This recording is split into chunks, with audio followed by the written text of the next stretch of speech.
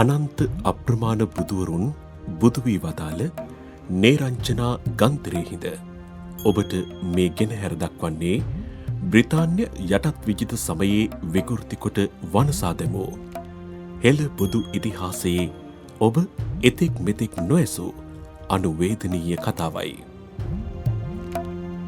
මේ ඉන්දියාවේ බිහාරයේ පළුගුණී ගංගාව නොව ලංකාවේ පලාගල සැබෑ නේරංචනා නදී තීරයයි.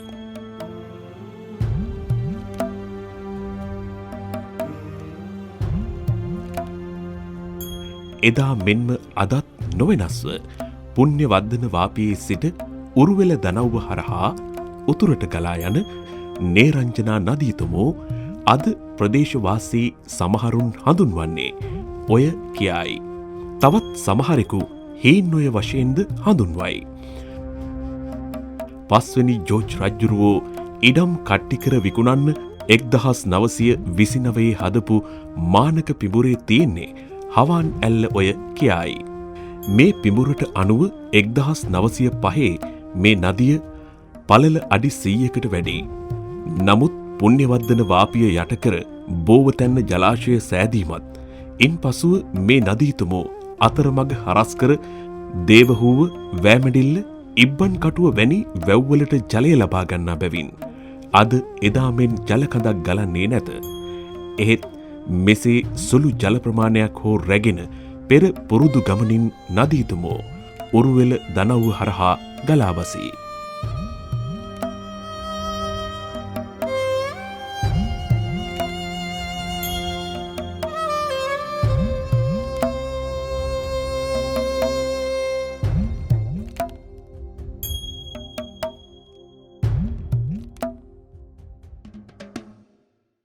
ලොව ඇති සියලු සටකපට කුමන්ත්‍රණ වලින් අපව රවටා අවසානයේ අප මහරජුවත් අත්අඩංගුවටගෙන යදමින් පැද අමානුෂික ලෙස රටින් පැහැරගෙන ගිය ඔවුන් රජතුමාව මිය යන තුරුම සිරගත කළා. එයිනුත් නොනැවතී තම මව්බිමේ නිදහස උදෙසා සටන් කළ ස්වදේශිකයන්ව 1818 සිට 1850 දක්වා වූ වසර 30කට වඩා වැඩි කාලයක් පුරා ක්‍රමානුකූලව සමූල ඝාතනය කළා.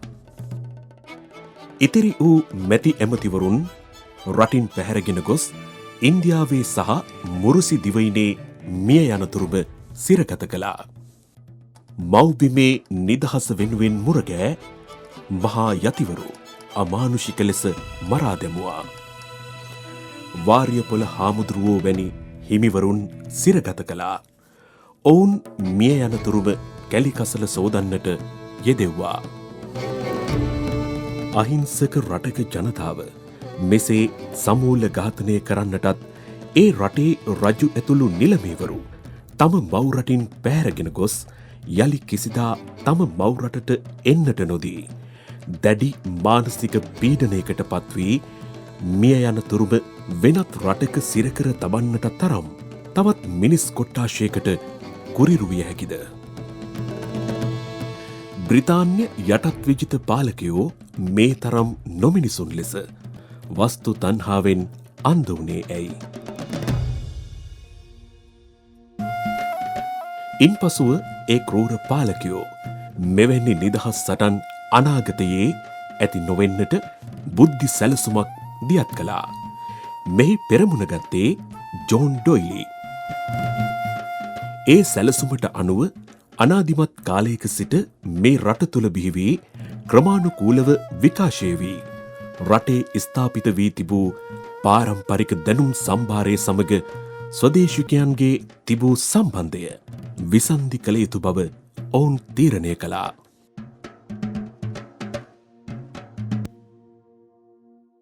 ඒ සඳහා ඔවුන් ලහිලහියේ පිඹුරුපත් සැකසුවා. එහි ප්‍රතිඵලයක් ලෙස 1833 ස්ථාපිත කරන්නට යෙදුන කෝල්බ්‍රූක් කැමරන් කොමිෂන් සභාව ලංකාවේ පරිපාලන ආර්ථික සහ අධිකරණ ප්‍රතිසංස්කරණ කරනවා යයි කියමින් රටේ එතෙක් තිබූ පාරම්පරික දැනුම විනාශ කර ඒ වෙනුවට බ්‍රිතාන්‍යයන්ට ගැලපෙන අලුත් ක්‍රමවේදයන් අපේ රටට ආදේශ කරන්න පටන් ගත්තා.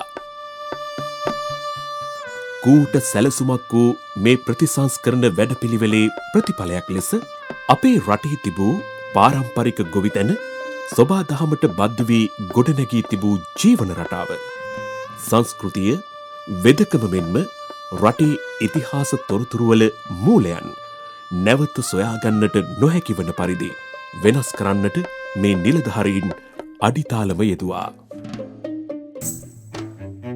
එහි තවත් එක් පියවරක් ලෙස සැබෑ බෞද්ධ ඉතිහාසය විකෘති කළා.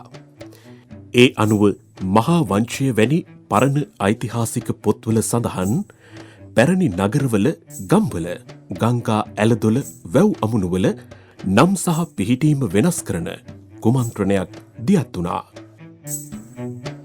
ඒ වායේ සත්‍ය පිහිටීම නැවත සොයා ගැනීමට නොහැකි වන ලෙස ඒවා ඔවුන් විසින්ම සකසන ලද සිතියමේ වෙනත් ප්‍රදේශවල ලකුණු කළා. පැරණි නගර සහ සිද්ධස්ථාන විනාශ කිරීමෙන් අනතුරුව ඒ ප්‍රදේශවල ගස්කොළන් වැවී ඒවා ස්වභාවිකව වනගත වෙන්නට ඉඩ සැලසුවා.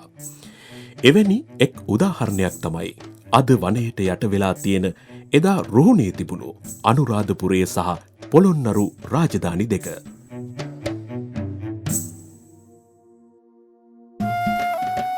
මොවුන් මේ විකෘතීන් කළ ආකාරය නැවත අනාගතයේ සොයා ගැනීමට නොහැකි වන පරිදි මූලාශ්‍ර සහ සාක්ෂි විනාශ කිරීමේ තවත් මෙහෙයුමකුත් හොර රහසේම ක්‍රියාත්මක කළා. එහි ප්‍රතිඵලයක් ලෙස අපේ පුස්තකාලවල තිබූ පැරණි පුස්කොළ පොත් නැව් ගණන් එංගලන්තයට පැටෙව්වා.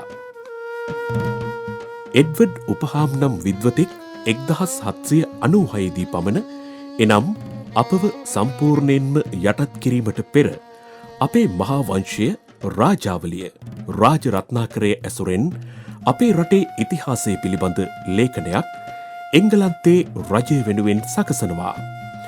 ඔහු තමා ලංකාවේ ඉතිහාසය ප්‍රථම වතාවට ඉංග්‍රීසියට පරිවර්තනය කරන්නේ. බොහෝ දුරට නිවැරදි කරුණු ඇති ඔහුගේ ලේඛනවල ඔහු පැහැදිලිව ලියලා තියෙනවා. බුදුහාමුදුරුවෝ ඉපදෙන්න තෝරාගත්තෙත් මේ සුන්දර පුංචි දිවයින කියලා. නමුත් කෝල්බ්රුක් කැමරන් කොමිසම ලංකාවේ ප්‍රතිසංස්කරණ පටන්ගත් 1833 වසරේදීම ඔහු උදේ පාන්දරම තම නානකාමරයේදී අභිරහස් ලෙස මරණයට පත්වනවා. ඊට පසුව ජෝර්ජ් ටර්නර් නැමති සිවිල් නිලධාරියෙකු එඩ්වඩ් උපහාම්ගේ ප්‍රකාශයන් කනපිට හරවන කොන්තරාත්තුව බාරගන්නවා. ඒ අනුව ඔහු එඩ්වඩ් උපහාම්ට වැරදිලා බුදුන් උපන්නේ ලංකාවේ නොවේ ඉන්දියාවේ කියලා අලුත් පොතක් ලියනවා. බෞද්ධ ඉතිහාසයේ විකෘතිය පටන් ගත්තේ මෙතනිනුයි. පසුව ඔල්ඩන්බර්ග්, විලියම් ග්‍රේගර්, ජේම්ස් ලෙග් වගේ ගත්කතුවරු ජෝර්ජ් ටර්නර්ගේ මග යනවා. ජේම්ස් ලෙග් පාහියන් හාමුදුරුවන්ගේ සහ ටියන් සිං හාමුදුරුවන්ගේ සංචාරක වාර්තාත් විකෘති කරනවා. පසුව 1870 පමණ ඇලෙක්සැන්ඩර් කනින්හැම් ඇතුළු පිරිස දඹදිව ඉන්දියාවේ ව්‍යාජව ස්ථාපිත කිරීම සාධාරණීකරණය කරන්න මූලාශ්‍ර විදිහට භාවිත කරන්නේ මේ වැරදි තොරතුරු වලින් සමන්විත වූ පොත් ටික. ඉන්පසුව විනාශ කොට වනයට යට කළ සැබෑ බෞද්ධ ඓතිහාසික නගරවල නටබුන් නැති ප්‍රදේශ අපට නැවත සොයා ගැනීමට නොහැකි වන ලෙස වන අභය භූමි ලෙස නම් කරනවා. ඒ වර්ෂ 1900න් පසුවයි. තවත් ඒවා විනාශ වෙන පරිදි ජලයට යට කරමින් අලුතින් ජලාශය ඉදි කළා. මේ පෙනෙන බෝවතැන්න ජලාශය එවැනි එක් උදාහරණයක්. තවත් එවැනිම ස්ථාන මත රජයේ ගොඩනැගිලි පල්ලි සහ මහා මාර්ග ඉදි කළා. එසේත් විනාශ කළ නොහැකි ප්‍රදේශවල නටබුන් ස්වදේශිකයන් අතින්ම විනාශ කරවන අරමුණෙන් එම ප්‍රදේශවල ඉඩම් ඉතා අඩු මුදලකට ඔවුන්ගේම යටහත් සේවකයන්ට ඉතා සුළු මුදලකට විකුණා දැම්මා. මෙය මොනතරම් පොළව නුහුලන අපරාධයක්ද කියනවා නම් එංගලන්තයේ 5 වෙනි ජෝර්ජ් රජුරුවෝ අපේ ගොතම බුදුන් බුදු වූ ස්ථානයේ පිහිටි ප්‍රදේශයේ ඉඩම 1916 කට්ටි කර 1927 දී අක්කරයක් රුපියල් 21 ගණනේ ඔවුන්ට අවනත වූ සේවකයන්ට විකුණනවා.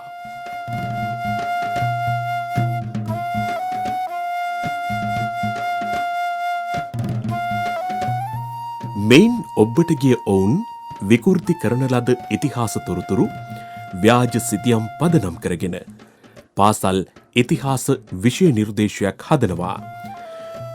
මුලින්ම මේ කොන්තරාත්තුව කරන්නේ L.E. බ්ලේස් සහ H.W. කොඩ්රින්ටන්. පසුව ඒවා ඔවුන් විසින්ම ස්ථාපනය කළ පාසල් සහ විශ්වවිද්‍යාල මකින් උගන්වා සමාජගත කළා. මේ ඉතිහාස නිර්මාණය සමාජගත කරන්නට තවත් සීතල මෙහෙයුමක් රහසේ ක්‍රියාත්මක වුණා. එයට නායකත්වය දුන්නේ ඇමරිකන් ඒජන්තවරුන් දෙදෙනෙක්. ඒ ස්ටීල් ඕල්කට් සහ ලෙවිස්කි මහත්මියයි. ඔවුන් ලංකාවට සහ ඉන්දියාවට පැමිණ බෞද්ධ අධ්‍යාපනය ගොඩනගන්නට උත්සාහ කරන වේශයෙන් බ්‍රිතාන්‍යෝ නිර්මාණය කළ ව්‍යාජ ඉතිහාස තොරතුරු සමාජගත කරන රහස් මෙහෙයුමක් ක්‍රියාත්මක කළා. අනගාරික ධර්මපාලතුමා ඇතුළු ලංකාවේ එවකට සිටි නායක හාමුදුරුවන් බොහෝමයක් මොවුන්ගේ උගුලට හසු වුණා. මෙහෙමයි බ්‍රිතාන්‍යෝ නිර්මාණය කරන ලද මහා බොරුවක් ඇත්තක් ලෙස සමාජගත කළේ.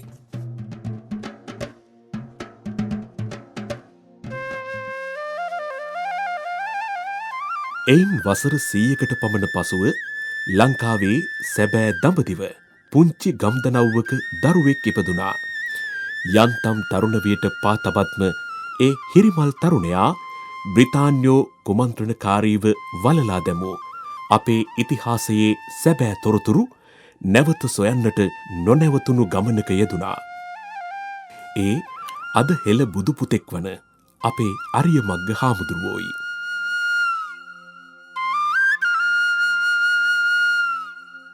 අද වන විට උන්වහන්සේ අපට සුද්දු වරද්දපු තැන් සහ වැරැද්දුව විදිහ සාක්ෂි සාධක ඇතුව සොයාගෙන අවසන්. උන්වහන්සේ ඔප්පු කළ හැකි සාක්ෂි සාධක මත සොයාගෙන ඇති පරිදි එදා සක්විති රජකම හැරදමා වනගතව බුදු වූ ගොතම බුදු හාමුදුරුවෝත් සාරිපුත්ත මොග්ගොල්ලාන ඇතුළු මහා අරහතුන් වහන්සේලාත් සුජාතාව මෙන්ම විශාකාවත් අපේම ආදි මුතුන් මිත්තන් සහ මිත්තනියන්. මුළු ලොවටම බුදුදහම බෙදූ අශෝක මහරජත් අපේම මුත්තෙක්. මේ සක්විති රජතුමා ඉපදුනේ එදා අබනගරේ නමින් විරුදාවලිලත් අද වයඹ පළාතේ කුරුණෑගල දිස්ත්‍රික්කයේ ජීවත් වුණෙත් රජකම් කළෙත් වයඹ සහ උතුරු මැද පළාත් කේන්ද්‍ර කරගෙන. මේ මහා හෙළ පරපුර ඉන්දියාවට පිටුවහල් කළේ ඊස්ට් ඉන්ඩියන් වෙළඳ සමාගමේ කුලි හේවායන් සහ ඔවුන්ගෙන් පැවතුන දෙවන පරම්පරාවේ යටත් විජිත රාජ්‍ය නිලධාරීන් වූ ඔවුන්ගේම දරුමුණුපුරන්. ඒ හෝල්බෘක් කැමරන් ප්‍රතිසංස්කරණ ක්‍රියාවලියට අනුව ජාතියේ පෙර පිනකට සියල්ල කනපිට හරවලා සත්‍ය නැවත ලොව ස්ථාපිත කරන්න අරිය කම්මට්ටාන සංවිධානය අද පෙරමුණාරගෙන මේ සංවිධානය අද වන විට එදා සිටි බ්‍රිතාන්‍ය අධිරාජ්‍ය නිලධාරීන් කර ඇති මේ මහ පොළව නුහුලන අපරාධය ඔප්පු කර පෙන්වන්න ඔවුන්ගේ මව්බිම වූ බ්‍රිතාන්‍යයේම අධිකරණමය පියවරක් අරගෙන අවසන්. මෙවන් අභීත හිමි නමක් නිසා හෙළයේ දූපුතුන්ට තම ආදිතම මුතුන් මිත්තන්ගේ මහා වීරකාව්‍යය යලි සියලු සක්වල තලපුරා රැව් පිළිරැව් දෙන ලෙස හඬගා කියන්නට යලි අවස්ථාව උදා වෙලා. නමුත් අරිය මග්ග හාමුදුරුවන්ටත් එඩ්වඩ් උපහාම්ට සෝම හාමුදුරුවන්ට වගේ අභිරහස් මරණයකට මුහුණ දෙන්න සිදුවේවිද? අරිය කම්මට්ටාන සංවිධානය මේ මෙහෙවර කරන්නේ නිවන් දැකීමට අවැසි අයට නිවන් දැකීමටත් නිවන් දුටු අයට ඒ නිවන පූර්ණ කළ හැකි වන ලෙසත් අවශ්‍ය පසුබිමක් නැවත මේ ලෝතලයේ ගොඩනැගීමට සියලු සත්වයන් කෙරේ ඇති අපරිමිත මෛත්‍රී චේතනාවෙන් නොමැතිව මේ විකෘතිය කළ අය කෙරෙහිවද කිසිදු වෛර චේතනාවකින් නොවේ. තිලොවට අග්‍ර වූ අපේ බුදු හාමුදුරුවන් පිරිනිවන් පෑමට මොහොතකට පෙර ආනන්ද හාමුදුරුවන් උන්වහන්සේගෙන් මෙසේ ඇසුවා. ස්වාමීනි, ඔබ වහන්සේ ජීවත්ව සිටින කාලයේ බොහෝ දෙනෙකුට නිවන අවබෝධ කර ගැනීමට සහ නිවන පූර්ණය කර ගැනීමට ධර්මයේ දේශනා කළා. මඟ පෙන්වුවා. එහෙත් ඔබ වහන්සේ පිරිනිවන් පෑමෙන් පසුව ඒ කාර්යය කරන්නේ කවුද?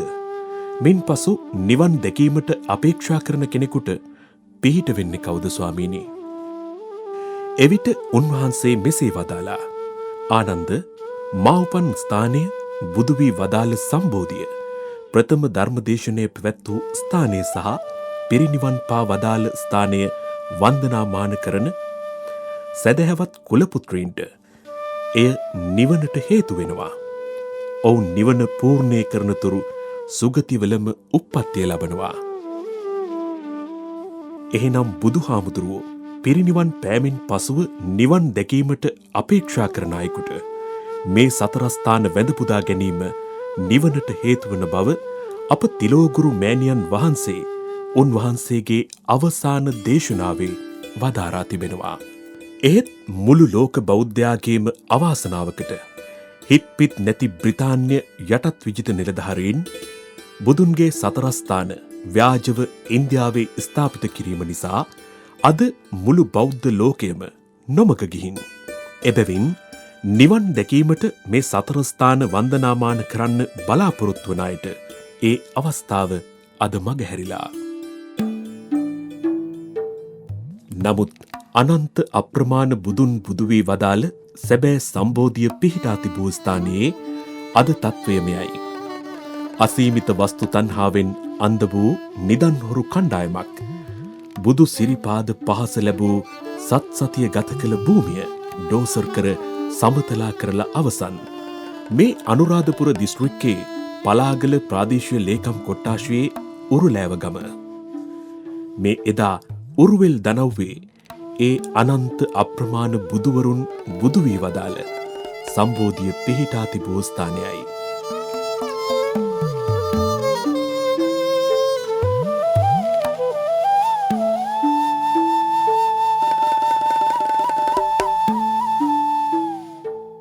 බුදුහාමුදුරුවෝ සත්සතිය ගත කළ ස්ථානවල අශෝක මහරජ්ජුරුවෝ පිහිටුවා තිබූ ස්මාරක චෛත්‍ය බුල්ඩෝසරයේ හිත්පිත් නැති යකඩ තැටියට කුඩු පට්ටම් වී තිබෙනවා.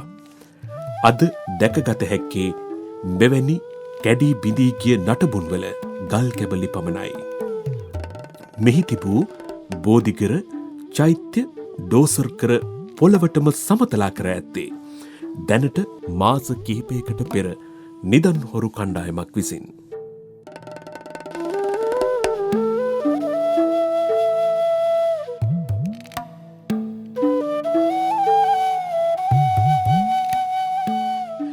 මෙහි ගලක අශෝක මහරජුගේ රාජ්‍ය ලාංඡනය වූ අලියෙකුගේ රුවක් කොටා ඇති අතර ඒ නිසා මෙහි ඇතෙකු බරට වස්තුව ඇති නිදානයක් ඇති බවට ගැමියන් මිත්‍යා විශ්වාසයක් දරයි.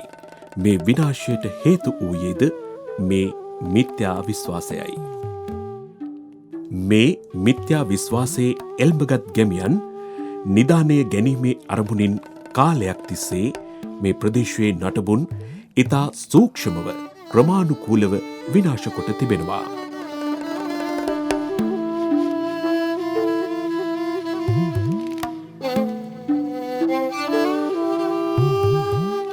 පසුගිය කාලයේ බුදු සිරිපා පහස ලැබූ නේරංචනා ගන්තෙර වැලිතලාව වැලි ජාවාරම්කරුවන්ගේ උදහසට ලක් වී තිබෙනවා.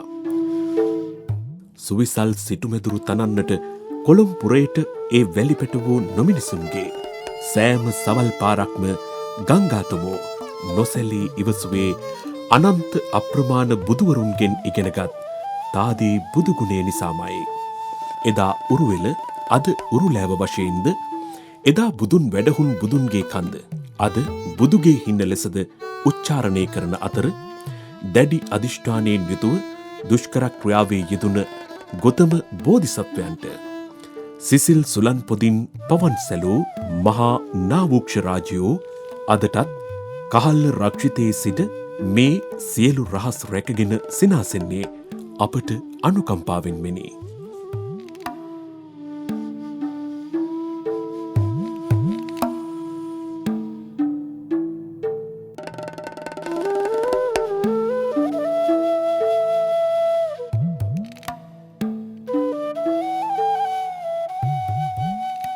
එවකට සිටි පුරාවිද්‍යාඥ HCP බෙල් මහතා මෙම ස්ථානයේ නටබුන් හැඳිනගෙන ඒ බව ඔහුගේ 1894 පුරාවිද්‍යා වාර්තාවේ පවා සඳහන් කොට තිබුණත් අද වන විට ඒවා දකින්නට නැත්තේ නොමිනිසුන්ගේ නොනිමින වස්තු තණ්හාව ඒවා බිලිගෙන ඇති නිසාවෙන්.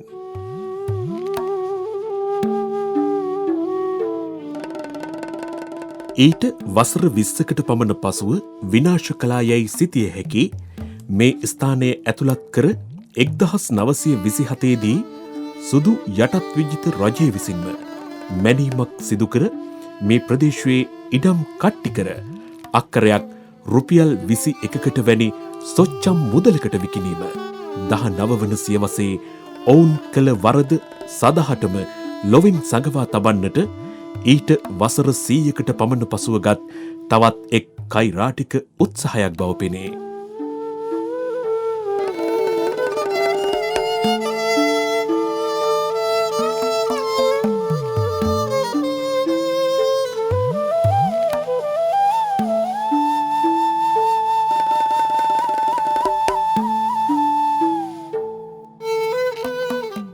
මෙහි බෝධීන් වහන්සේ වැඩ සිටින ඉඩම කොටස ඒ පිඹුරේ හඳුන්වා ඇත්තේ බෝගහහේන කියයි. බෝගහහේන, වෙහෙරගලහේන, ගලළඟහේන යනාදී වශයෙන් නම් කර අක්කර 100 ගණනක් මෙසේ කට්ටි කර විකුණා තිබේ. 1894 දී පුරා විද්‍යා නටබුන් ඇති ප්‍රදේශයක් ලෙස පැහැදිලිව හඳුනාගෙන තිබූ ප්‍රදේශයක මෙසේ ඉඩම් කට්ටි කර විකුණා ඇත්තේ මේ ස්ථානය සදහටම ලොවෙන් වසන් කර තබන්නටය. මේ වන විට එංගලන්ත රජයට විරුද්ධව එංගලන්තයේ ක්‍රියාත්මක වන අධිකරණ ක්‍රියාමාර්ගයෙන් එළි දැක්වෙන්නේ ලෝකයෙන් වසන් කළ මේ මහා බෞද්ධ ඉතිහාස තොරතුරු විකෘතියයි. අහස පොළව නොහුලන පුරාවිද්‍යා වංචාවයි. මේ පුරාවිද්‍යා වංචාව පිළිබඳව දීර්ඝ ගවේෂණයක යෙදී ඇති අරිය මග්ග හිමියන් සොයාගෙන ඇති කරුණු අසන විට අප මවිතයට පත්වෙයි. අපි පාසල් විශ්වවිද්‍යාල මගින් මෙතෙක් ඉගෙනගෙන ඇත්තේ මහා මිත්‍යාවක් බව දැනී ආත්ම ලැජ්ජාවකට පත්වේ. උන්වහන්සේ සොයාගෙන ඇති කරුණු සම්භාරයෙන් විශේෂම කරුණු කීපයක් සඳහන් කළොත් මහා වංශයේ සහ ත්‍රිපිටකයේ සඳහන් වන අපේ ගොතම බුදුන් ජීවත් වී ඇත්තේ අදට වසර 3800කට පමණ පෙර ශ්‍රී ලංකාවේ ගම්පහ, කුරුණෑගල, මාතලේ, අනුරාධපුරය, පොළොන්නරුව යන දිස්ත්‍රික්කවලට අයත් වන ප්‍රදේශයන්ගේ බවයි. කපිලවස්තු රාජධානිය තිබී ඇත්තේ ගම්පහ දිස්ත්‍රික්කයේ වන අතර ඉපදී ඇත්තේ කෑගල්ල දිස්ත්‍රික්කයේයි. බුදු වී සහ පිරිනිවන් පා ඇත්තේ අනුරාධපුර දිස්ත්‍රික්කයේ වන අතර ප්‍රථම ධර්ම සංගායනාව කර ඇත්තේ කුරුණෑගල දිස්ත්‍රික්කයේයි. යුරෝපයේ සහ මහායාන රටවල අද බුද්ධ යන නාමයෙන් හැඳින්වෙන සකමුනි නොහොත් සාක්‍යමුනි යනුවෙන් හඳුන්වන්නේ අපේ මේ ගොතම බුදුහාමුදුරුවන් නොවේ. ඒ පැරණි බැබිලෝනියාවේ සක රාජධානියේ ඉපිද පසුව ගිහිගේ හැර මුනිවරයෙක් බවට පත් වූ වෙනත් සක රාජකුමාරයෙකුයි. සක වර්ෂ ඇරඹෙන්නේ මේ සක රාජ පරම්පරාවෙන්. මේ චරිත දෙක එකක් ලෙස පටලවා ඇත්තේ පෙරදිග ගැන හරි හැටි දැනුමක් නොතිබූ 19 සහ 20 වන සියවස්වල පොත්පත් ලියූ බටහිර ගත්කතුවරුන්ය.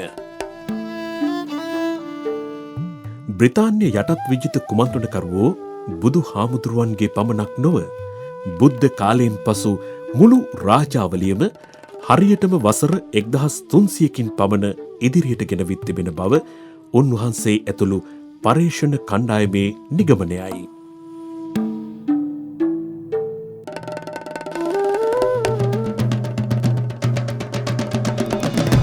ඔබට ඇති ගැටලු තැන් ලිහෙන්නට අපි දැන් කතාව මෙතනින් පටන් ගමු.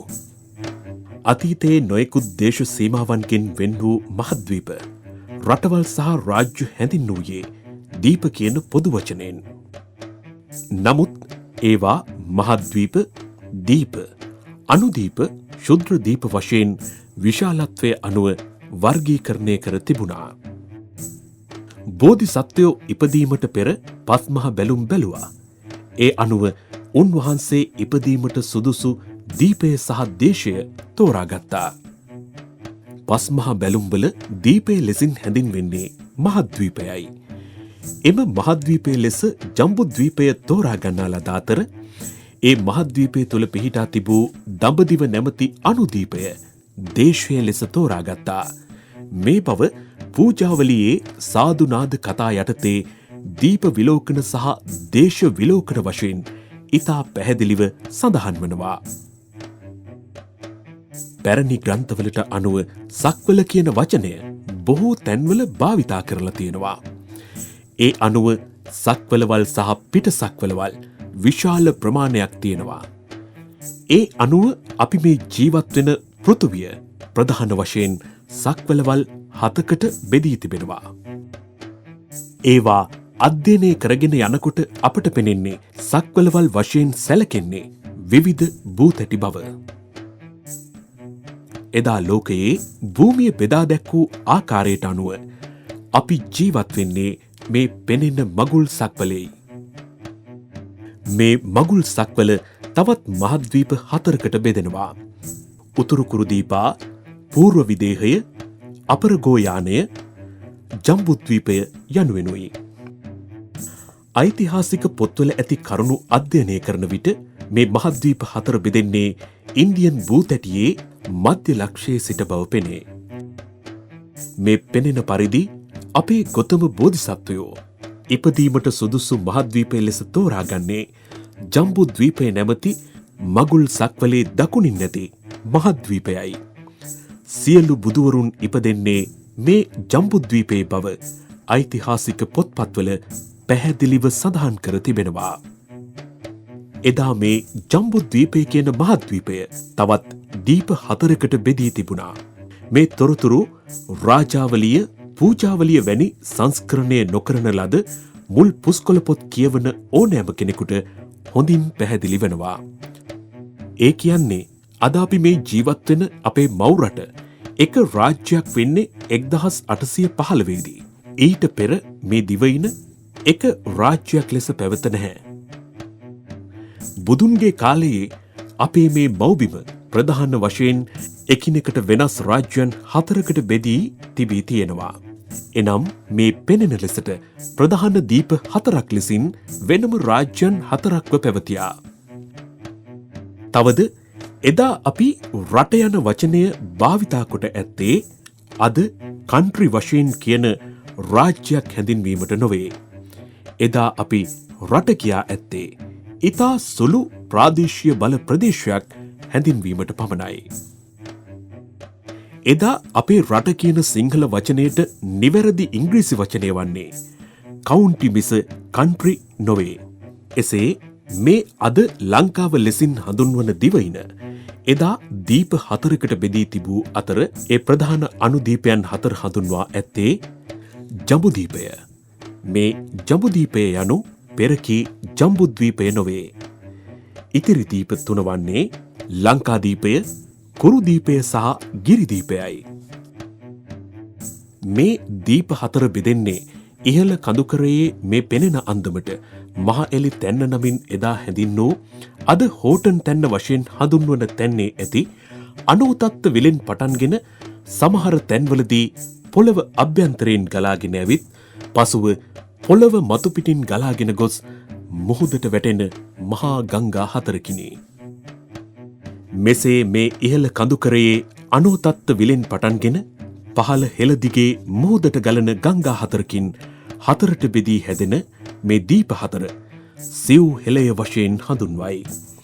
මේ සිව් හෙළය කියන්නේ ජන කොටස් හතරක් නිසා හැදුණු නමක් නොව මුහුදින් වට වූ දිවයිනේ ඉහළ කඳුකරයේ සිට පහළට හෙළදිගේ ගලන ගංගා හතරක් නිසා බෙදෙන අනුදීප හතරක් නිසායි. එනම් කන්දේ සිට මුහුද දක්වා වන බැවුම් හතරක් නිසා හැදුණු නමකි. මෙයින් ජඹුදීපය වශයෙන් හැඳින්වෙන කොටස ජඹුදීපය, දඹදීපය සහ දඹදිව යන නම් වලින් විවිධ තැන්වලදී හඳුන්වා තිබෙනවා. බුදුන් ඉපදීමට දේශීය වශයෙන් තෝරාගන්නේ මේ ජඹුදීපය නොහොත් දඹදිවයි. ඒ අනුව මේ ජඹුදීපය සහ ජම්බුද්වීපය වශයෙන් අර්ථකථනය වන්නේ එකම ප්‍රදේශයක් නොවේ. එහෙත් මේ වචන දෙකේ ඇති සමාන ශබ්ද නිසා බොහෝ අය ඒ වචන දෙක පටලවාගෙන ඒ එක ප්‍රදේශයක් ලෙසට අර්ථකථනය කරගනී. මෙසේ සිතා කටයුතු කිරීමට යාම නිසා බොහෝ දෙනා ඉතිහාස කරුණු සහ අපේ රටේ එදා තිබූ අභ්‍යන්තර දේශ සීමා වැරදියට තේරුම්ගෙන තිබෙනවා.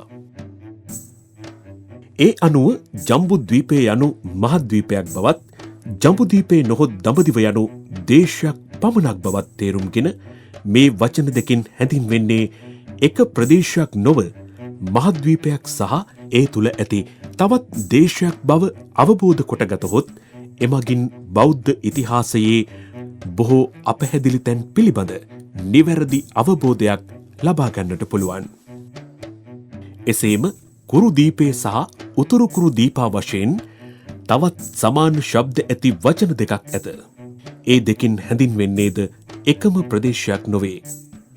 කුරුදීපේ ලෙසින් හැඳින්වෙන්නේ සිව්හෙළේ දේශයක් වන අතර උතුරු කුරුදීපේ යනුවෙන් හැඳින්වෙන්නේ මගුල් සක්වලේ උතුරින් ඇති මහද්වීපයයි. මහා වංශයේ සහ ත්‍රිපිටකයේ උත්තර කුරුතෝ යනුවෙන් සඳහන්වත් එයින් කියවෙන්නේ කුරුදීපේ උතුරු කොටස මිස උත්තර කුරුදීපා යන මහද්වීපය පිළිබඳව නොවේ. මේ හෙල් නොහොත් බෑවුම් හතරේ ජීවත් වූ මිනිසුන් හෙළයෝ වශයෙන් එදා හඳුන්වා තිබේ. මේ හෙළ හතරේ ජනතාව දේව, නාග, යක්ෂ වශයෙන් ප්‍රධාන කොටස් තුනකට බෙදෙන අතර දේව සහ යක්ක ගෝත්‍ර දෙක තවත් අනු කොටස් ගණනාවකට බෙදේ. දේව ගෝත්‍රය නැවතත් දේව, ගාන්ධර්ව, සාක්‍ය, කෝලිය සහ කාලිංග යනුවෙන් ප්‍රධාන වශයෙන් කොටස් පහකට බෙදෙන අතර විශේෂයෙන්ම දේව සහ ගාන්ධර්ව ජන කොටස කුරුදීපයේත්, සාක්‍ය, කෝලිය සහ කාලිංගයන් ජම්බුදීපේ නොහොත් දඹදිව ජීවත් වී තිබේ. යක්ක ගෝත්‍රය ප්‍රධාන වශයෙන් රවි ශෛලාශ සහ ක්වේසස්ත වශයෙන් කොටස් දෙකකට බෙදෙන අතර අඩිසාල මණ්ටක, අනෝල මණ්ටක, රදිලික මණ්ටක, දීගජ රක්ක, බවන්ත රක්ක, රක්කන, රක්ක යනාදී වශයෙන් අනු කුලවලට බෙදෙන මෙම යක්ක ගෝත්‍රිකයෝ ජම්බුදීපයේ උතුරු කොටසේත්, කුරුදීපයේත්, ලංකාදීපයේ විවිධ ප්‍රදේශවලත් ජීවත් වී තිබෙනවා. මේ පෙනෙන ගිරිදීපයේ ජීවත් වී ඇත්තේ යක්ක ගෝත්‍රිකයෝ පමණක් බව පෙනේ. අදත් ගිරුවා පත්තුව කියන්නේ මේ ගිරිදීපයටයි. මුලින්ම ලංකාදීපයේ ජීවත් වී ඇත්තේ යක්ක හා නාග ජනතාව පමණක් වන අතර පසු කලෙක විරූඩ කුමරු සහ සාක්‍යයන් අතර ඇති වූ සාක්‍ය කෝලිය යුද්ධය නිසා මහත් පරිහානියට පත් වූ සාක්‍යයෝ ලංකාදීපයට සංක්‍රමණය වුණා. එය මහා වංශයේ 8 වන පරිච්ඡේදයේ 18, 19, 20 යන ගාථාවල පැහැදිලිව දක්වා තිබෙනවා. මෙහි ගංගා කියන්නේ මහවැලි ගඟටයි. ඉන්දියාවේ ගංගා නම් ගඟට නොවේ. අතීතයේ මහවැලි ගඟ හැඳින්වූයේ ගංගා යන කෙටි නමිනි. පැරණි සිතියම් අධ්‍යයනය කරන ඕනෑම කෙනෙකුට මේ බව සනාථ කරගන්නට පුළුවන්. ඒ වගේම ජම්බුදීපයේ කාලිංග ප්‍රදේශයෙන් එනම් උතුරු මැද පළාතේ පොළොන්නරුවෙන් පිටුවහල් කරන ලද විජය කුමාරයාද ලංකාදීපයට පසුව ගොස් එහි ජීවත් වී තිබෙනවා. එනම් පොළොන්නරුවෙන් රුහුණට ගොස් රුහුණේ ජනපද බිහි කර තිබෙනවා. මේ දිවයිනේ ප්‍රදේශ දෙකක් අතර සිදු වූ අභ්‍යන්තර සංක්‍රමණය ඉන්දියාවේ සිට ලංකාවට පැමිණි ගමනක් ලෙස අර්ථකථනය කර ඇත්තේ බ්‍රිතාන්‍ය යටත් විජිත කුමන්ත්‍රණකරුවන් විසින් අපව නොමග හැරීමට කරන ලද ඉතිහාස විකෘතියේම තවත් එක් ප්‍රයත්නයක් නිසායි.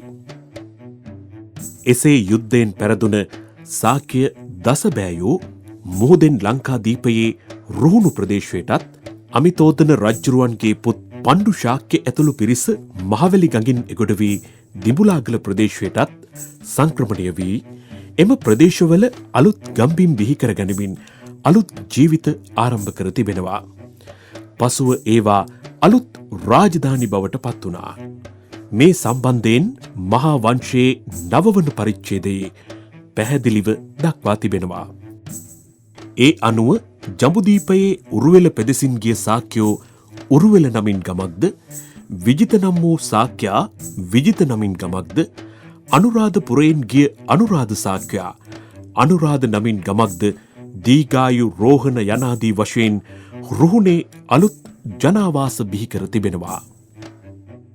අද අපේ රටේ උතුරුමැද ප්‍රදේශයේ සහ රුහුණේත් එක සමාන නම් ඇති ගම් හෝ නගර දක්නට ඇත්තේ මේ උතුරුමැද ප්‍රදේශයෙන් ගිය සාක්‍යෝ මුල් ගමේ නමින් රුහුණේ අලුත් ජනපද ඇති කිරීම නිසායි. බැමිණිතියා සාය නිසාවෙන් ජන ශූන්‍ය වී විනාශ වූ මෙම අලුත් ජනාවාස පසුව ක්‍රමයෙන් නැවත ස්ථාපනය වුණත් නැවත 1818 නිදහස් සටනේදී සිදු වූ ජන සංහාරය නිසා මේ ප්‍රදේශ සම්පූර්ණයෙන්ම ජනශූන්‍ය වී ගියා. ඊට පසුව බ්‍රිතාන්‍ය යටත් විජිත නිලධාරීන් මේ ප්‍රදේශ වල් බිහිවෙන්නට හැර පසුව යාල සහ කුමන නමින් අභය භූමි ලෙස ප්‍රකාශයට පත් කළේ මේ රහස සදහටම ලොවෙන් සඟවා තබන්නටයි. කෙසේ වෙතත් මෙහි විශේෂම කරුණ වන්නේ දුටුගැමුණු රජ්ජුරුවන්ගේ අනුරාධපුර රාජධානිය තිබී ඇත්තේ පෙරකී දෙවනියට රුහුණේ බිහි කරන ලද අලුත් අනුරාධපුරයේ මිස මේ වර්තමාන උතුරුමැද පළාතේ අපි අද සිතා සිටින අනුරාධපුරයේ නොවේ. දුටුගැමුණු රජතුමා එලාර රජ්ජුරුවන් සමග යුද්ධ කරන්නේ ඒ රුහුණේ නව විජිතපුරයෙහි. යුදගනාව නමින් හැඳින්වෙන්නේ එම එලාර දුටුගැමුණු යුද්ධය ඇති වූ ස්ථානයයි. දුටුගැමුණු රජ්ජුරුවන් හදපු රුවන්වැලි සෑය ඇත්තේත් රුහුණු ප්‍රදේශයෙහි. එය බොහෝ විට ලාහුගල වනමැද ඇති නීලගිරි සෑය විය යුතුයි. බුදුහාමුදුරුවෝ තුන්වරක් ලංකාදීපයට වැඩි අවස්ථාවේ වැඩම කළ කැලණිය සහ නාගදීපය සත්‍ය වශයෙන්ම පිහිටා තිබෙන්නේ මේ පෙනෙන නැගෙනහිර වෙරළේ පොතුවිල් ප්‍රදේශයෙහි. එදා සිරිපාද ලාංඡනය තැබූ සුමන කූටය තිබෙන්නේත් මේ රුහුණු රටෙහි. සමන්ත කූට වර්ණනාවේද මේ පිළිබඳව පැහැදිලිව සඳහන් වේ. විධිමත් අධ්‍යයනයක් කරන ඕනෑම කෙනෙකුට මේ තොරතුරු ඉතා පහසුවෙන් සොයාගත හැකි. ඒ එදා සිටි අපේ මුතුන් මිත්තන් ඔවුන්ගේ සියලු වැදගත් ක්‍රියාකාරකම් ගල්වල කොටා තිබූ නිසයි. තවද දක්ෂිණ බෝධි ශාඛාව රෝපණය කළ මහමෙවුනාව පිහිටා තිබෙන්නේත් රුහුණේ. ඒ වාගේම බුදු හාමුදුරුවන්ගේ කාලයේ සිට නාග ලෝකයේ ලෙසින් හැඳින්වුණු ලෝකයේ සුප්‍රසිද්ධ ජාත්‍යන්තර වෙළඳ මධ්‍යස්ථානය එදා පිහිටා තිබුණේ රුහුණේ හැඩ ඔය සහ මැණික්ගඟ අතර මුහුදුබඩ ප්‍රදේශයෙහි. දක්ෂිණ බෝධි ශාඛාව රුහුණේ අනුරාධපුරයට වඩම වන විට අතරමඟ නවතා තබාගෙන නැවියෝ පුද පූජා පවත්වා ඇත්තේ එදා නාගලෝකයේ නමින් හැඳින්වුන මේ නාවික වෙළඳ කලාපයේ දුටුගැමුණු විරුවන් රජ කළ ඒ අනුරාධපුර ශාස්ත්‍රීය රාජධානිය අදත් යාල අභය භූමියේ මහ වනමැද මහ පොළවේ වැළලී සුසුම් හෙළනවා. ද්‍රෝණයක් ධාතුන් වහන්සේලා තැන්පත් කළ රුවන්වැලි සෑරදුන් අදටත් මහා වනමැද තනි වෙලා බව දන්නේ කීයෙන් කී දෙනාද? පරාක්‍රම බාහු රජතුමා ගොඩනගන ලද පොළොන්නරුව නම් වූ නව රාජධානිය ඇත්තේ ඒ ලංකාදීපයේම අම්පාර ප්‍රදේශයේ අද රජගල නමින් හැඳින්වෙන ස්ථානයේයි. මේ අපි අද හිතන උතුරුමැද පළාතේ පොළොන්නරුව එදා හැඳින්වූයේ කාලිංග නුවර ලෙසයි. එම රුහුණේ අනුරාධපුරය සහ පොළොන්නරුව යනාදී ඓතිහාසික නගර සුදු නිලධාරීන් උතුරුමැද පළාතේ ලකුණු කොට අපේ රටේ සිතියම වෙනස් කළා. ඒ වගේම බස්නාහිර, වයඹ, මධ්‍යම, උතුරුමැද සහ උතුරු පළාත්වල පැරණි නගර ඉන්දියාවේ ව්‍යාජව ස්ථාපිත කළා. ඒ කාලයේ ඒ ප්‍රදේශවල ජීවත් වුණ ගොතම බුදුහාමුදුරුවෝ ඇතුළු ඓතිහාසික පුද්ගලයන්ගේ තොරතුරුත් ව්‍යාජව ඉන්දියන් ඉතිහාසයට එකතු කරලා එමගින් ඉන්දියාවේ සැබෑ ඉතිහාසයත් විකෘති කරලා. මෙන්න මෙහෙම තමයි ඉන්දියන් උපමහද්වීපයේ සිතියම විකෘති වුණේ. තවත් ඔබ්බට ගිය ඔවුන් අපේ දිග, පළල, දුර, කිරුම් මිනුම් මනින ඒකකවලට වැරදි මිනුම් දඬු ආදේශ කර ඒවත් විකෘති කළා. ඒ අනුව ගවරෙක් හඬන දුරවන ගව්ව සැතපුම් 4ක් ලෙසද යෝධයෙක් දුන්නෙන් විදින දුරට එනම් මීටර් 400ත් 500ත් පමණ වන අපේ යොදුනට සැතපුම් 16කුත් ආදේශ කළා. අපේ ඉහළ කඳුකරයට අපි එදා කිව් හිමවත යන වචනය ඉන්දියාවේ හිමාලය බවට අර්ථකථනය කළා. මේ සියලු මූලික සිද්ධාන්ත මෙසේ වෙනස් කර ඇත්තේ අපට අපේ ඉතිහාසයේ අග මුල නැවත සොයා ගැනීමට ඉඩ නොතබන්නටයි. මේ මහා බොරු පාසල් සහ විශ්වවිද්‍යාල අධ්‍යාපනය තුළින් ඉගෙන ගැනීම නිසා අද සමාජයේ සෑම තරාතිරමකම අපි ගැනත් අපේ ආදිතමයන් ගැනත් නිවැරදි කරුණු නොදැන නොමග ගිහින් අපි අපේ මව්බිමේම ආගන්තුකයන් වෙලා.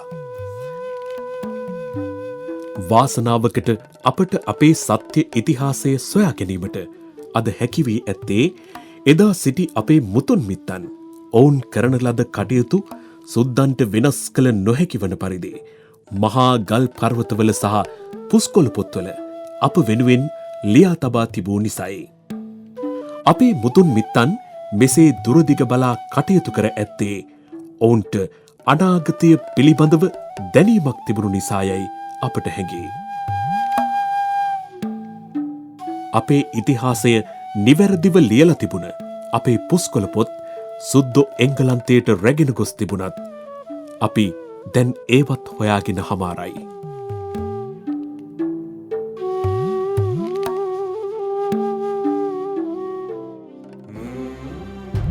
අපි නැවත විමසා බලමු බුදුන් උපන් දඹදිව නොහොත් ජම්බුදීපය ගැන.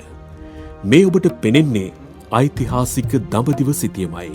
සියලු බුදුන් බුදුවන දඹදිව බෝධි මණ්ඩලයේ සිට මේ දඹදිව ප්‍රධාන නගර 35 පිහිටා ඇති දිශාවන් පිළිබඳව පැහැදිලි විස්තරයක් පූජාවලිය, රාජාවලිය සහ වන්නි රාජාවලිය යනාදී පොත්වල ඉතා පැහැදිලිව දක්වා තියෙනවා. ඊට අමතරව බ්‍රිතාන්‍ය පුස්තකාලයේ ඇති ධම්මරක්කිත මහතෙරුන් විසින් ලියා ඇති බෝමැඩ නුදුරු නගර විස්තරය නැමැති ඉපැරණි පුස්කොළ පොතේ පැහැදිලිව මේ නගර සහ බෝධිය අසල පිහිටුවා තිබූ ස්මාරක හඳුනා ගැනීමට අවශ්‍ය පැහැදිලි විස්තරයක් දක්වා තිබෙනවා. ධම්මරක්කිත මහතෙරුන් යනු තුන්වන ධර්ම සංගායනාවට සහභාගී වූ අශෝක මහරජුගේ ධර්ම ප්‍රචාරයට වැඩම කළ අරහතුන් වහන්සේ නමක්. මේ සියලු පොත්වල ඇති භෞමික විස්තර සහ සෙල්ලිපි ඇසුරින් දැන් අපි අනන්ත අප්‍රමාණ බුදුන් පුදු වී වදාළ බෝමැඩ හඳුනාගෙන හමාරයි. මේ ඔබට දිස්වන්නේ නේරංජනා ගඟ අසබඩ ඒ බෝමැඩ පිහිටි ප්‍රදේශයයි. ධම්ම රක්කිත අරහතුන් වහන්සේ විසින් ඉතා පැහැදිලිව වියත් බඹ කුකුලෙකු හඬලන දුර හූවක දුර වශයෙන් ඉතා පැහැදිලිව තේරුම් ගත හැකි දුර ප්‍රමාණවලින් බෝසතුන් දුෂ්කර ක්‍රියා කළ ස්ථානය, සත්සතිය ගත කළ ස්ථානය, නීග්‍රෝධ වෘක්ෂය, අජපාල සහ රාජායතනය පිහිටි ස්ථාන ඉතා පැහැදිලිව මේ පොතේ පෙන්වා දී තිබෙනවා. උන්වහන්සේට පින් සිදුවන්නට අප දැන් ඒ සියලු ස්ථාන පැහැදිලිව සොයාගෙන අවසන්. මේ පෙනෙන්නේ අප බෝසතාණෝ බුදු වී වදාළ සම්බෝධිය ආසන්නයේ සත්සතිය ගත කළ ස්ථානය. අද නිදන් හොරුන් විසින් ඩෝසර් කර විනාශ කර ඇති ආකාරයයි. මේ ස්ථානයේ කුඩා චෛත්‍යයක්, ගල්කණු වලින් නිම වූ ගොඩනැගිල්ලක නටබුන්, සඳකඩ පහන සහ පොළව යටට යන්නට ඇති පඩිපෙළක් යනාදී දේ තිබුණු බව ඇසින් දුටු ගැමියන් අපට ප්‍රකාශ කළා. මේ පෙනෙන්නේ බුල්ඩෝසර් පහරින් කුඩු පට්ටම් වී ඇති වජිරාසනයේ කැබලි විය හැකි. මේ ස්ථානයේ බෝධීන් වහන්සේලා කීප නමක්ම මෑතක් වෙනතුරුම වැඩ සිට ඇති අතර මේ ප්‍රදේශයේ ගැමියන් කිහිප දෙනෙක් ඒ බෝධීන් වහන්සේලා කපා පුලුස්සා දමා බෝධිගර පවා කඩා විනාශ කොට දැමූ බව අපට ගැමියන්ගෙන් දැනගන්නට ලැබුණා.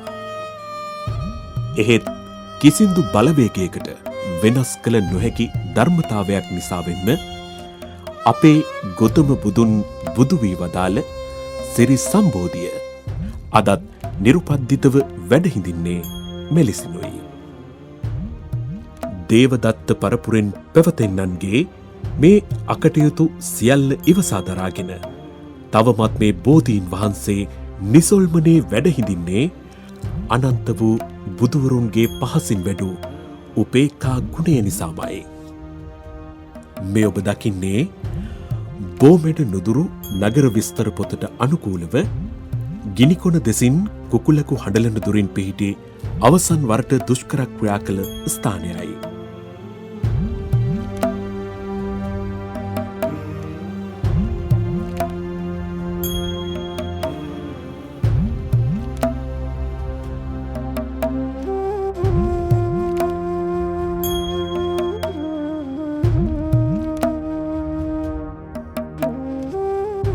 මේ දිස්වන්නේ අනන්ත අප්‍රමාණ බුදුවරුන්ට පැන් පහස පූජා කළ ඒ පූජනීය නේරංජනා නදියයි. මේ ගංගාතුමෝ ගමන් අරඹන්නේ පුණ්‍යවද්දන වාපියේ සිටයි. අද මේ පුණ්‍යවද්දන වාපිය යටකොට බෝයතැන්න නම් ජලාශයක් සාදා තිබෙනවා. මෙම ජලාශය සෑදීමත් බුදුන්ගේ ඉතිහාසයේ සැබෑතොරතුරු සදහටම ලොවෙන් වසන් කර තබන්නට කළ තවත් එක් කූට ක්‍රියාවක්. මේ පුණ්‍යවද්දන වාපියට සරස්වතී ගංගාව ගලාගෙන එන අතර මෙහි සිට සරබු සහ නේරංජනා ගංගාතුමෝ උතුරට ගලා බසී. එදා බෝධිසත්වයන්ට පැන් පහස පූජා කරන්නට කඩිනමින් ගලා ආ මේ ගංගාතුමෝ අද අතරමග වෑමැඩිල්ල, දේවහුව, ඉබ්බන්කටුව යනාදී ජලාශවලට ජලය බෙදා සුපුරුදු අන්දමින් උරුවෙල දනව්ව හරහා ගලා ගොස් බලලු වැවටත් ජලය බෙදා එතැන් සිට කලා ඔය නමින් මහමුහුදට ගලා බසී.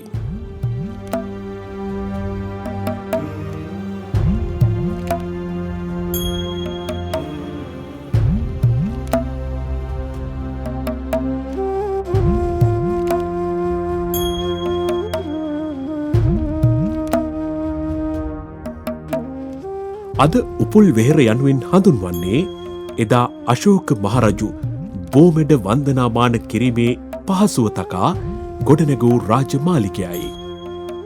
එය බෝමළුවට බටහිර දෙසින් ඇති නාවනය මැද අද නටබුන්ව ඇත.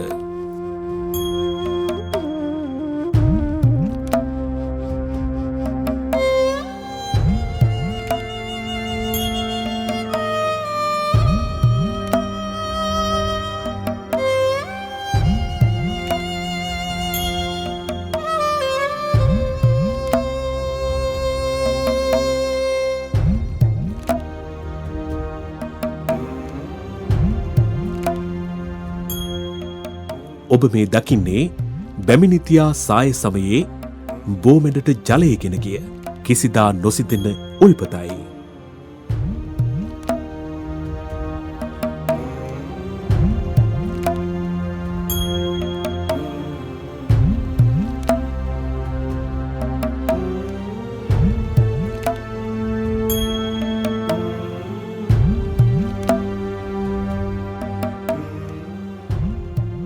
මේ පෙනෙන්නේ නා වනමැද අශෝක මහරජු වන්දනාමාන කළ බුදු සිරිපා පහස ලැබූ සිරිපාගල්.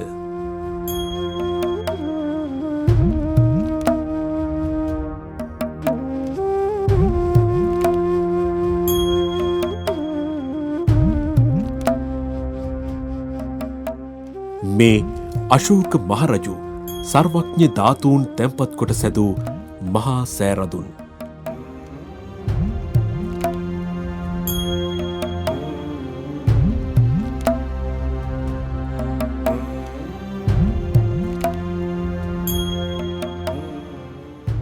මේ බෝසතුන් සහ පස්වග තවුසන් වසර 6කට ආසන්න කාලයක් වැඩවාසය කළ බවට සිතිය හැකි නාවනයේ ගල්ගුහා.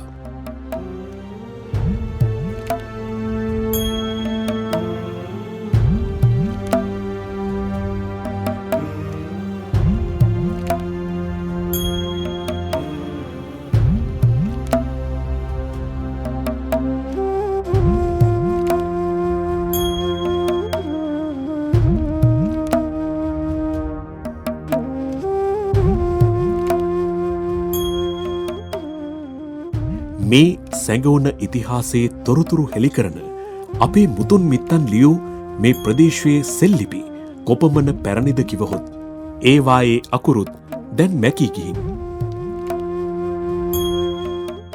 තෙරුවන් සරණයි. අපි මේ ඉන්නේ කහල්ල කඳුපාමුල උපුල්විහෙර රජමහා විහාරස්ථානයෙහි. මේ භූමියෙහි විශේෂ වූ සාන්තියක් සිසිලසක් කයට සිතට දැනෙනවා. අපි හිතන්නේ අපි විශ්වාස කරන්නේ අපේ අරිය මග්ග හාමුදුරුවෝ කියනවා වගේ සම්බුදුරජාණන් වහන්සේලාගේ පහස ස්පර්ශයේ තිබුණු භූමි මේවා විය යුතුයි. ඒ නිසා සම්බුදුරජාණන් වහන්සේලා ළඟ තිබුණු ඒ සිසිල ඒ සැනසීම මේ භූමියෙහි තියෙනවා. දේවාරූಢයෙන් කරුණු කියන අපේ කපු මහත්තයලා සම්බන්ධව තිබුණු කාරණයක් මම පහුගිය දවසක මට අහන්න ලැබුණා. ඒ කාරණේදී කියන්නේ විශේෂයෙන්ම විශේෂ කාරණයක්. ඒ තමයි දේවතාවුන් වහන්සේලා සිහිපත් කරනවා. විශේෂයෙන් දේවතා බණ්ඩාර, ගලේ බණ්ඩාර, දහනක බණ්ඩාර ආදී ඔය බණ්ඩාර දේවතාවුන් වහන්සේලා ආරූඪ වෙනවා ඒ කපු මහතුරුන්ට, ඒ පුජ්‍යලයන්ට.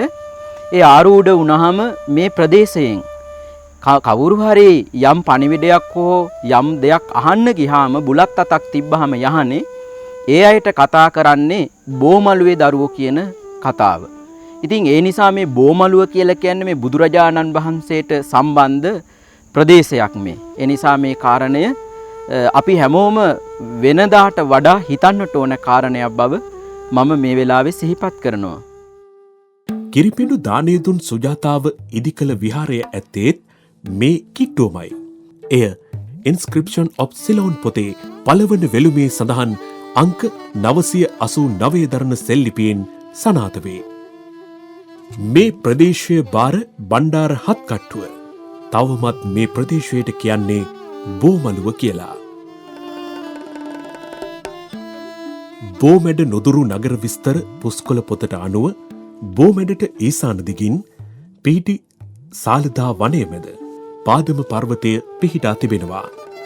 ඒ පර්වතය මුදුනේ බිම්බිසාර රජුට මාලිගාවක් තිබුණා. මේ විස්තරය අනුව සාලදා වනයේ බිම්බිසාර රජුගේ පාදම පර්වතය මුදුනේ මාලිගාව අනිවාර්යෙන්ම සීගිරිය විය යුතුයි.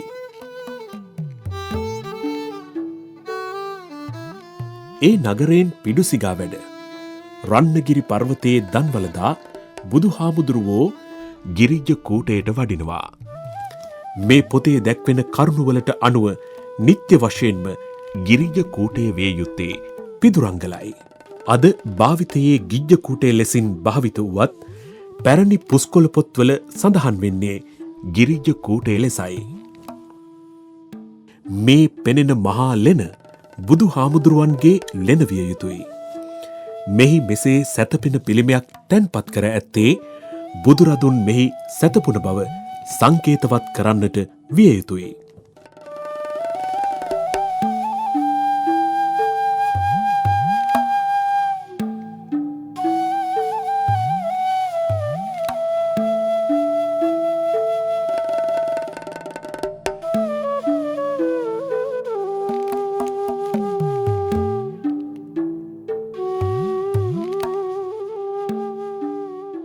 බෝමෙඩ සිට කුල පණ්ඩිතයන් එනම් නදී ගයා උරුවෙල් කස්සප නම් වූ තුන්බෑ ජටිලයන් තපස් රැකී වන සෙනසුනට එනම් අද හිරිවඩුන්න ලෙසින් හැඳින්වෙන තැනට දුර දින දෙකක ගමනකි.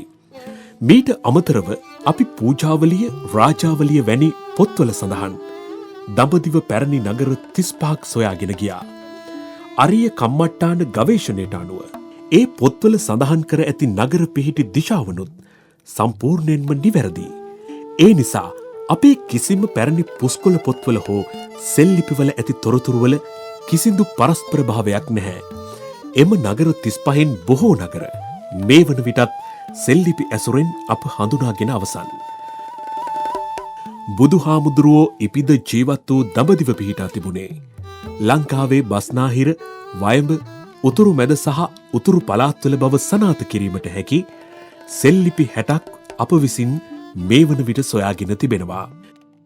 මීට අමතරව ලොවටම බුදුදහම බිදූ සක්විති රජෙකු අශෝක මහරජු ඉපිද ජීවත් වූයේ කුරුණෑගල අනුරාධපුර මාතලේ දිස්ත්‍රික්ක කේන්ද්‍ර කොටගෙන බව සනාථ කිරීමට සෙල්ලිපි 155ක් පමණ අප විසින් මේ වන විට සොයාගෙන තිබෙනවා. මේ අනුව සොයාගත් එක් වැදගත් ස්ථානයක් ඔබට ගෙන හැර දැක්වුවහොත් බෝමෙඩට ගෙනිකොණ දෙසින් පිහිටි රජගහ නුවර අම්බසණ්ඩා ග්‍රාමයේ පිහිටි පචින රජතුමාගේ මාලිගාව. පචින නොහොත් පනිත නමින් හඳුන්වන මේ රජතුමා අශෝක මහරජතුමාගේ මුත්තාය.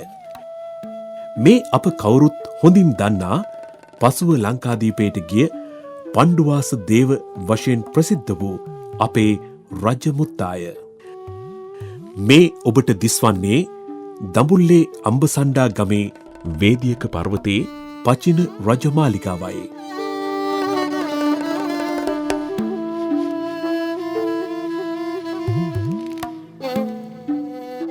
එදා බුදුහාමුදුරුවන්ගෙන් බණ අහන්නට දේව ගෝත්‍රයේ අගරජ සක්ක දේවාන මින්දස්ස රජු සහ පංචසිකනම් ගාන්ධර්ව පුත්‍රයාත් සමග තවත් දේව ගෝත්‍රයේ ප්‍රභූන් පිරිසක් ඇතුළු කණ්ඩායමක් මෙහි පැමිණ තිබේ. දේව ගෝත්‍රික සක්විති රජතුමා ඇතුළු පිරිසට බුදුහාමුදුරුවෝ සක්කපඤ්ඤ සූත්‍රය දේශනා කොට ඇත්තේ මෙහිදීය. ත්‍රිපිටකයේ පවා සඳහන් වන මේ ඓතිහාසික අම්බසණ්ඩාගම අද හඳුන්වන්නේ ඇඹුල් අඹේ ලෙසිනි. පිහිටා ඇත්තේ මාතලේ සහ දඹුල්ල අතරයි. මෙහි සඳහන් වන පනිත මහරජු අශෝක මහරජුගේ මුත්තායි.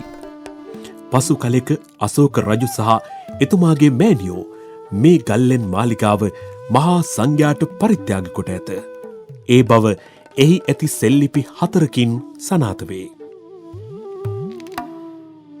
එම සෙල්ලිපි Inscription of Ceylon පොතේ පළමු වෙළුමේ පිළිවෙලින් අංක 831, 832, 833, 834 සහ 1184 යටතේ සඳහන් වුවත් මේ ස්ථානයට පුරාවිද්‍යා දෙපාර්තමේන්තුවේ කිසිදු ආරක්ෂාවක් නොමැත. මේ වන විට මේ ස්ථානයේත් අනවසර පදිංචිකරුවන් නිවාස තනා ගනිමින් තිබෙනවා. බෝ මළුවට සිදු වූ දේම රජගහ නුවර වේදික පර්වතයටත් සිදුවේවිද? අප සොයාගත් තවත් නගර බොහෝමයක් තිබෙනවා. සෙල්ලිපි අධ්‍යයනයෙන් සොයාගත් ඒ සියලු නගර පූජාවලිය, රාජාවලිය යනාදී පොත්වල දැක්වෙන දිසාවන් සමග සැසඳෙනවා. ඒ අනුව එදා උත්තර පංචාල නුවර අද දොරමඩලාවයි. එදා පැලලුක් නුවර අද රැස්වෙහෙර සහ ගල්ලෙන් විහාරය ඇති ප්‍රදේශයයි. එදා විශාලා මහනුවර අද පිච්චන්දියාව සහ මුල්ලේගම ප්‍රදේශයයි. එදා ජජ්ජරපුර අද නිකවැරටියයි. එදා සිංහපුර අද තලාව කැකිරාව පාරේ ඇති හිරිපිටියයි. එදා කාලිංගනුවර අද පොළොන්නරුවයි. එදා රජගහනුවර අද දඹුල්ලයි. එදා සැවැත්නුවර අද වස්ගමුව අබේ භූමියට යට වී ඇති කාලිංග දූපත ප්‍රදේශයයි. එදා කපිලවස්තුව අද ගම්පහ කැලණිය සහ කොළඹ අවට ප්‍රදේශයයි. එදා ලුම්බිනිය අද කෑගල්ලේ ජාතගම කොටවෙහෙර පිහිටි ස්ථානයයි.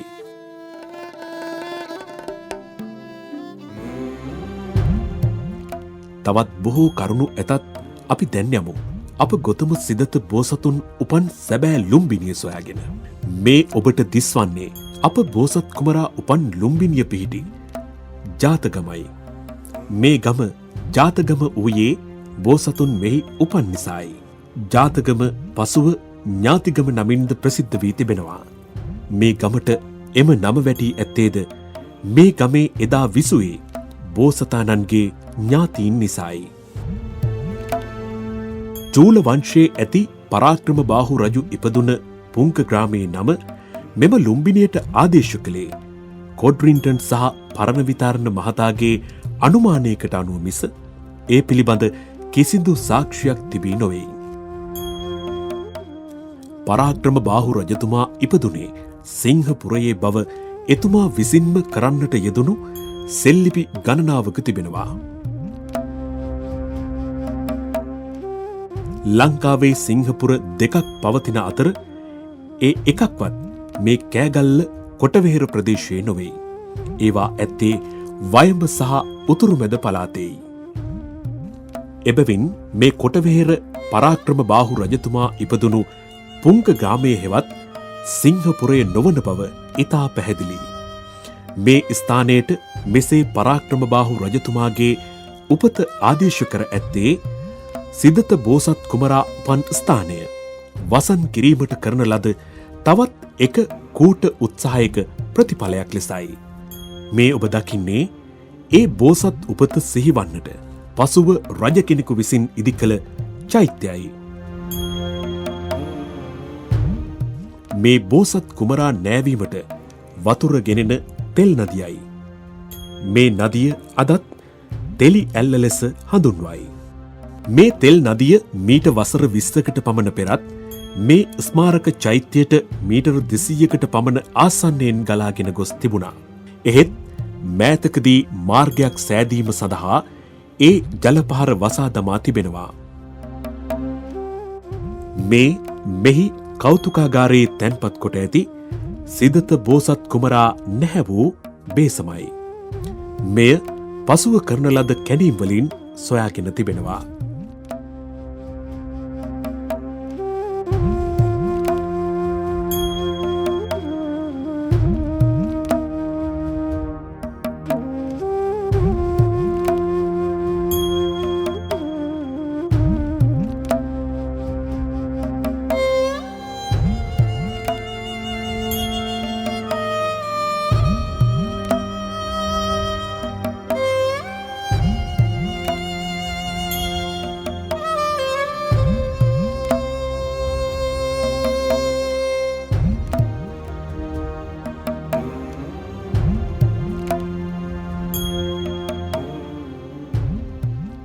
මේ ඔබ දකින්නේ තෙල් නදියේ එක තැනක ඇති එදා රජ බිසෝවරුන් ස්නානය කළ බිසෝපකුණ.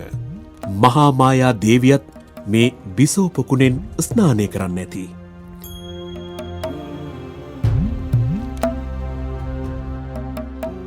මේ විකෘතීන් අපි නිවැරදි කරගෙන දැන් ඉදිරියට යා යුතුයි. නමුත් මේ ඉතිහාස කරුණු සමග තවත් එක් කරුණක් නිවැරදි විය යුතුයි. එනම් රිෂ් ඩේවිඩ් කර ඇති බුද්ධා වචනවල අර්ථ විකෘතියයි. මේ ඉතිහාස තොරතුරු විකෘතිය වගේම දහම්පද විකෘතියත් ඉතාම භයානකයි. බුදුහාමුදුරුවෝ සිටි කාලයට අවුරුදු 2000කට පමණ පසුවයි අද භාවිතා වන පාලි භාෂාව ගොඩනැගී ඇත්තේ. නමුත් රිෂ් ඩේවිඩ් ඒ පාලි භාෂාවේ සහ බුදුහාමුදුරුවෝ බුදුදහම පරිවර්තනය කරන්නට එපා යයි කියූ සංස්කෘත භාෂාව භාවිත කිරීම නිසා පිරිසිදු නිවන් මඟ ලොවින් වසන් වී තිබෙනවා.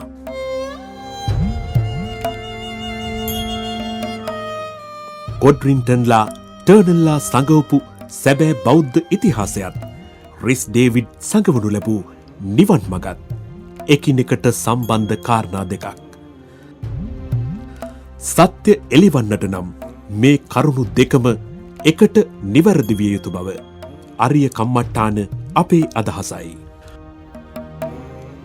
අපි මෙතෙක් කල් දැන සිටි දෙයට වඩා විශ්වවිද්‍යාල වලින් ඉගෙනගෙන උපාධිය පාස් කරන කරුණුවලට වඩා සත්‍ය වෙනස් වුණත් අපි සැවම ඒ සත්‍යයට මුහුණ දිය යුතුමයි. කෙතරම් තිත්ත වුණත් සත්‍ය සත්‍යමයි.